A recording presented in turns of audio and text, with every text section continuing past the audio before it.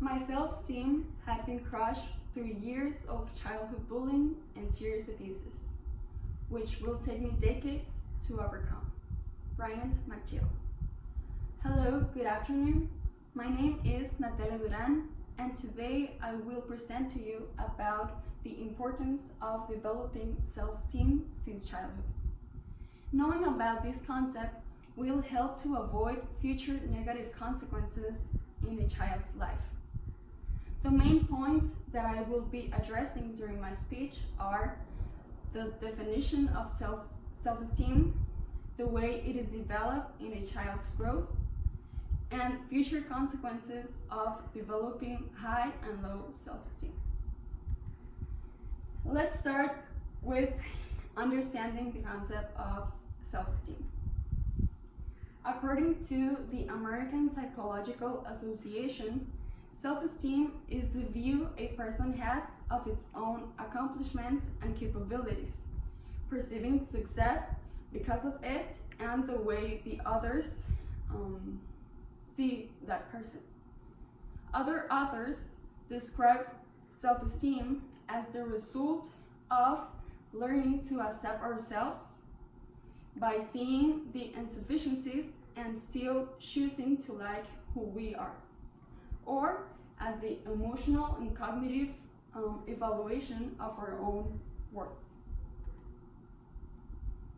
After giving these two definitions, it can be established that self-esteem concentrates on the perception we have of ourselves inside society, and if we accept or not what the result is of that perception. Okay, in addition to this, let's talk about the way it is developed in a child's growth. First of all, a report given by UNICEF in 2017 says that 1 out of 2 girls, boys, and adolescents had suffered from psychological abuses by a family member. Each child needs to have a person in whom they can trust and with whom they can feel safe to be dependent in order to have the confidence of starting experiencing challenges.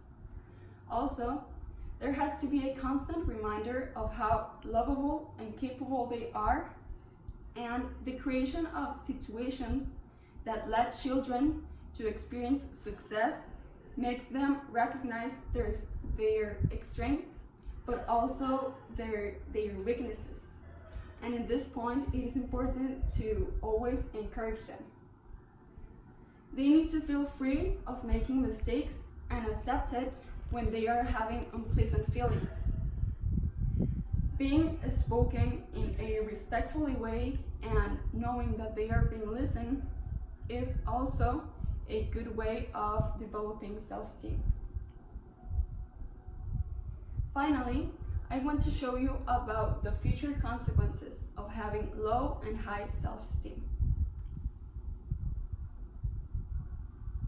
A person with positive sense of self-esteem can recognize the good and bad parts of themselves and accept them.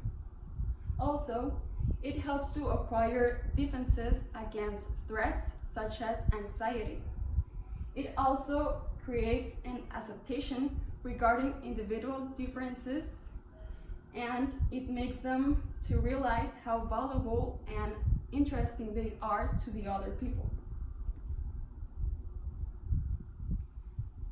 On the contrary, a person with low self-esteem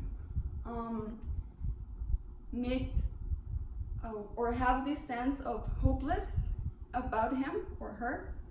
It also creates an imaginary or compares themselves to an imaginary ideal self. They avoid challenges, and when they fail, they assume that they will keep failing. A psychologist of the Marbella International University Center states that a person with low self-esteem has more possibility of developing depression, anxiety, stress, and loneliness.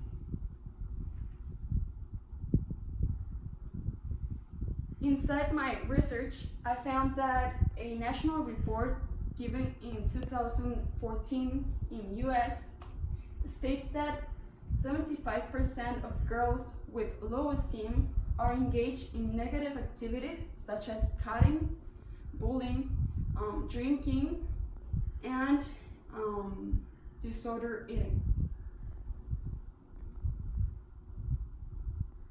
In conclusion, I think it's really important to know about how self-esteem impacts a child's life so we can take actions and change their future consequences. The points that I presented were the definition of self-esteem, the way it is developed in a child's growth, and future consequences of low and high self-esteem. I would like to finish my speech by giving a phrase once said by the writer Frederick Douglass that says, "It is easier to build stronger children than repair broken men." Thank you.